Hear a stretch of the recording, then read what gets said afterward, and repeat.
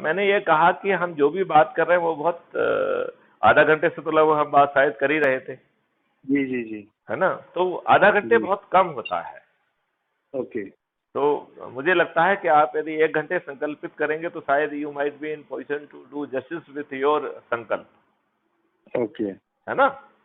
तो begin with आधा घंटा से करते हैं, फिर और भी बढ़ते चलिए चले चलिए, जाएगा। I leave it up to you. I will, the only thing right. If it is half an hour you have to plan little more meticulously, जी सर।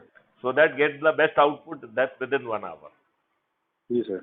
जैसे मान लो अपने जुड़े लोगों के पास खुद पहुंच गए, उनको अपने पास बुला लिया, चाय पे गप भी मार लिया, इस पे चर्चा भी कर ली, उनको ऊर्जा भी कर दिया, जी जी जी। है कि नहीं। जी। चलिए तो मेरे ख्याल से अपन शाम को 6 बजे मिलते हैं, जी सर। है ना। ठीक है सर। आपको घर की लोकेशन मालूम है ना। नहीं मालूम सर, भेज अच्छा, दीजिए इसको। मैं भेज दूंगा आपको, एड्रेस और लोकेशन दोनों भेज सर। दूंगा, राइट सर, राइट सर। है ना। चलिए, थैंक यू। ओके, जय हिंद, जय Bharat, Vande Mataram. Thank you sir, समझ